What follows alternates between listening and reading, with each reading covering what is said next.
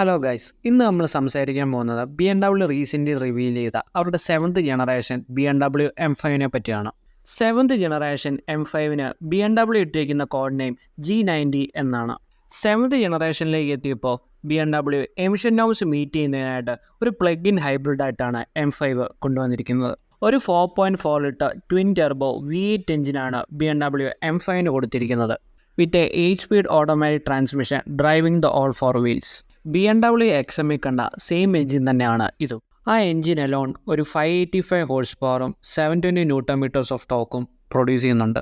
അതിൻ്റെ കൂടെ തന്നെ ഒരു ഇലക്ട്രിക് മോട്ടർ 8-സ്പീഡ് ട്രാൻസ്മിഷൻ്റെ അകത്തുകൊണ്ട്. അങ്ങനെ വരുമ്പോൾ വണ്ടിയുടെ ടോട്ടൽ ഔട്ട്പുട്ട് എന്ന് പറയുന്ന 727 ഹോഴ്സ് പവറും 1000 ന്യൂട്ടൺ മീറ്റേഴ്സ് ഓഫ് ടോർക്കുമാണ്.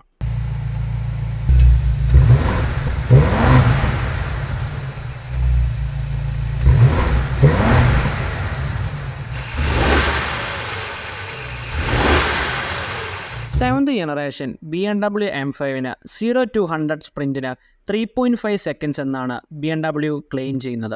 അത് അറൗണ്ട് 0.5 സെക്കൻഡ്സ് സ്ലോവർ ആണ് പ്രീവിയസ് BMW M5നെ വെച്ച് നോക്കുമ്പോൾ. ആദ്യമായിട്ടാണ് BMW പ്രീവിയസ് ജനറേഷനേക്കാളും സ്ലോവർ ആയിട്ടുള്ള ഒരു M5 മാർക്കറ്റ് കൊണ്ടുവരുന്നത്. ഇതിൻ്റെ മെയിൻ റീസൺ എന്ന് പറയുന്നത് പ്ലഗ് ഇൻ ഹൈബ്രിഡ് സിസ്റ്റം വന്നപ്പോൾ വണ്ടി ഹെവിയായി. അറൗണ്ട് 2.4 ടൺസ് ആണ് BMW M5ൻ്റെ വെയിറ്റ്. ഇത്രയും ഹെവിയർ ആയതിൻ്റെ മെയിൻ റീസൺ എന്ന് പറയുന്നത് M5 ക്യാരി ചെയ്യുന്ന പ്ലഗ് ഇൻ ഹൈബ്രിഡ് സിസ്റ്റമാണ്. 18.6 കിലോ വാട്ടിൻ്റെ ഒരു ബാറ്ററിയാണ് M5ന് BMW കൊടുത്തിരിക്കുന്നത്.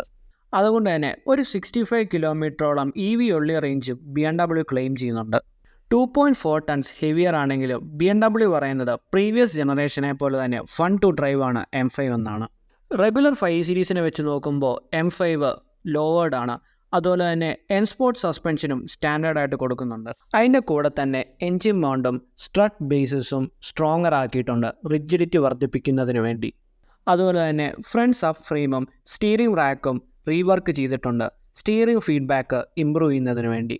ബാക്കിലേക്ക് വരുമ്പോൾ റിയർ വീൽ സ്റ്റീറിങ്ങും സ്റ്റാൻഡേർഡായിട്ട് കൊടുക്കുന്നുണ്ട്. ഡിസൈനിലേക്ക് വരുമ്പോൾ സ്റ്റാൻഡേർഡ് 5 സീരീസിനേക്കാളും വൈഡറാണ് M5. 20 ഇഞ്ച് വീല് ഫ്രണ്ടിലും 21 ആണ് ബാക്കിലും യൂസ് ചെയ്യുന്നത്. റെഗുലർ 5 സീരീസിനേക്കാളും കുറച്ചുകൂടെ അഗ്രസീവായിട്ടുള്ള ഒരു ഫ്രണ്ട് ബമ്പറാണ് M5ലേക്ക് വരുമ്പോൾ BMW കൊടുത്തിരിക്കുന്നത്. അതിൻ്റെ ലോവർ പോർഷനിൽ എയർ ഇൻടേക്കും നമുക്ക് കാണാൻ സാധിക്കും. റിയറിലേക്ക് വരുമ്പോൾ ഒരു ക്വാഡ് എക്സോസ്റ്റ് സിസ്റ്റവും അഗ്രസീവായിട്ടുള്ളൊരു ഡിഫ്യൂസറും നമുക്ക് കാണാൻ സാധിക്കും. M5ന് BMW ഒരു കാർബൺ പാക്കും കൊടുക്കുന്നുണ്ട്. അതിനകത്ത് കാർബൺ ഫൈബർ മിററും ലിഡ് സ്പോയിലറും കാർബൺ ഫൈബർ റൂഫും BMW ഓഫർ ചെയ്യുന്നുണ്ട്. സ്റ്റാൻഡേർഡായിട്ട് ഒരു പാനോറമിക് സൺറൂഫാണ് M5ന് BMW കൊടുക്കുന്നത്. ഇൻറ്റീരിയറിലേക്ക് വരുമ്പോൾ ഒരു സ്പെസിഫിക് M സ്റ്റിയറിംഗ് വീലാണ് BMW M5ന് കൊടുക്കുന്നത്.